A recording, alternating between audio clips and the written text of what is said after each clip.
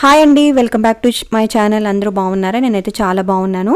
నేను pesarattu video upload చేశానండి. పెసరట్ అనేది చాలా క్రిస్పీగా దోశలా రావాలి అంటే మనము నేను చెప్పిన విధంగా చేస్తే మీకు చాలా బాగా వస్తాయండి. చూడండి, నేను చూపిస్తున్నాను చూడండి, చాలా బాగుంది పెసరట్ అయితే. సో మీకు పెసలే అవసరం లేదు, పెసరపప్పు ఉన్నా కూడా మీరు ఇలా చేసుకోవచ్చండి.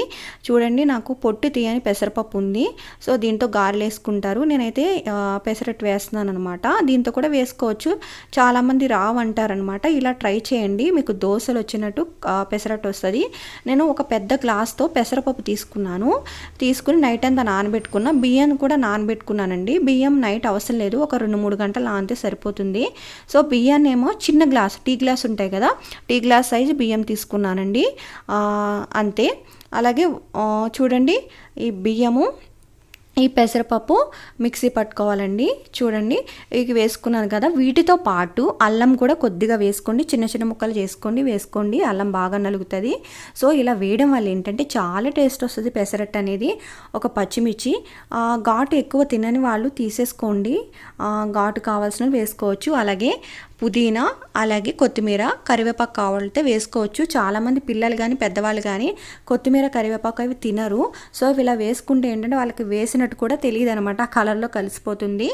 చూడండి, పెసరట్టు రావడానికి మీకు కావాలితే కొద్దిగా వాటర్ కలుపుకొని చేసుకోవచ్చు. బాగా గట్టిగా ఉన్న పెసరట్టు రాదు కాబట్టి సో మీరు కొంచెం వాటర్ కలుపుకోండి. తర్వాత ఏంటంటే సాల్ట్ వేసుకోండి. సాల్ట్ కూడా ఫస్ట్ ఒకసారి వేయద్దు, కొద్దిగా వేసుకుంటే ఏంటంటే మనకి సాల్ట్ సరిపోయిందో తెలుస్తుంది. చూడండి, ఇలా ఉంటే పెసరట్టు బాగా వస్తుంది అనమాట. ఇంకా మెత్తగా ఉంటే అనేది పెసరట్టు రాదని కాదు, కొంచెం తీయడానికి కష్టపడాలి అంతే. దీంట్లోకి ఉల్లిపాయలు, పచ్చిమిర్చి, అలాగే జీలకర్ర కలుపుకున్నానండి.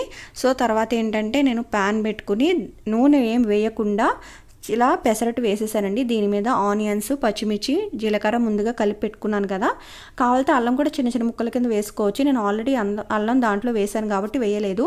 దీని మీద నూనె వేసుకున్నానండి. ఎవరైనా కొత్తగా మన ఛానల్ చూస్తుంటే సబ్స్క్రైబ్ చేసుకోండి, అలాగే వీడియోని లైక్ చేయండి.